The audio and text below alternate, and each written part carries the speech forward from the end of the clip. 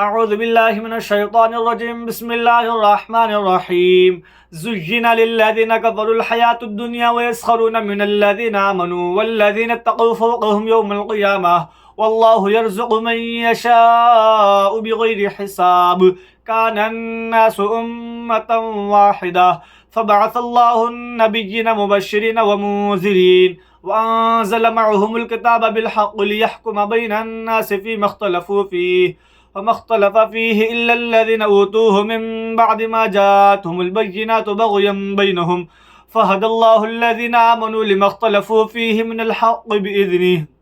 والله يهدي من يشاء إلى صراط مستقيم أم حسبتم أن تدخلوا الجنة ولما يأتكم مثل الذين خلوا من قبلكم مستهم البأساء والضراء وزلزلوا حتى يقول الرسول والذين آمنوا معه متى نصر الله ألا إن نصر الله قريب يسألونك ماذا ينفقون قل ما أنفقتم من خير فللوالدين والأقربين واليتامى والمساكين وابن السبيل وما تفعلوا من خير فإن الله به عليم كتب عليكم القتال وهو كره لكم وعسى أن تكرهوا شيئا وهو خير لكم وعسى أن تحبوا شيئا وهو شر لكم والله يعلم وأنتم لا تعلمون يسألونك عن الشهر الحرام قتال فيه قل قتال فيه كبير وصد عن سبيل الله وكفر به والمسجد الحرام وإخراج أهله منه أكبر عند الله والفتنة أكبر من القتل ولا يزالون يقاتلونكم حتى يردوكم عن دينكم إن استطاعوا ومن يرتد منكم عن دينه فيمت وهو كافر فأولئك حبطت أعمالهم في الدنيا والآخرة وأولئك أصحاب النار هم فيها خالدون يسألونك عن الخمر والميسر قل فيهما إثم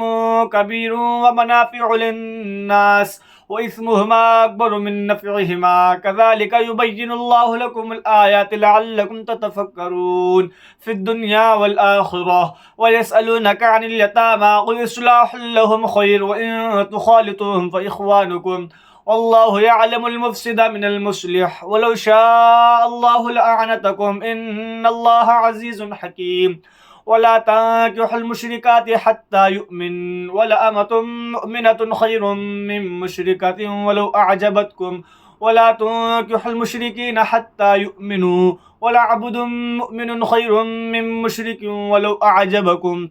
أولئك يدعون إلى النار والله يدعو إلى الجنة والمغفرة بإذنه ويبين آياته للناس لعلهم يتذكرون ويسألونك عن المحيض قل هو أذى فاعتزلوا النساء في المحيض ولا تقربوهن حتى يطهرن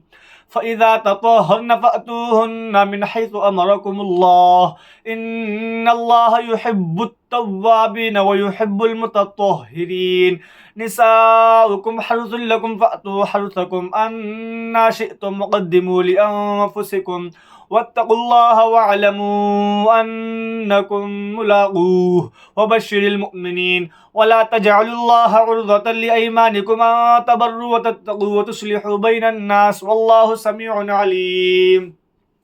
لا يؤاخذكم الله باللغو في أيمانكم ولكن يؤاخذكم بما كسبت قلوبكم والله غفور حليم للذين يؤلون من نسائهم تربص 4 أشهر فإن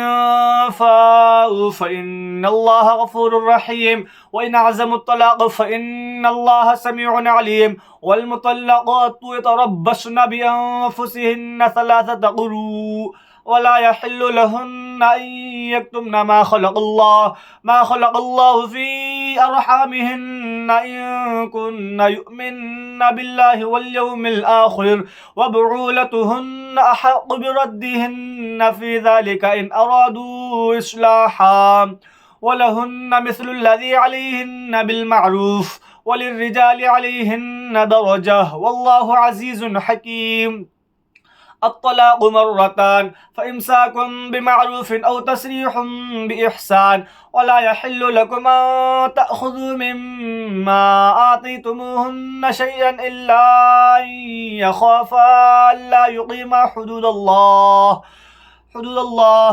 تلك حدود الله تلك حدود الله فلا تعتدوها ومن يتعد حدود الله فأولئك هم الظالمون فإن طلقها فلا تحل له من بعد حتى تنكح زوجا غيره فإن طلقها فلا جناح عليهما أن يتراجعا إن ظنا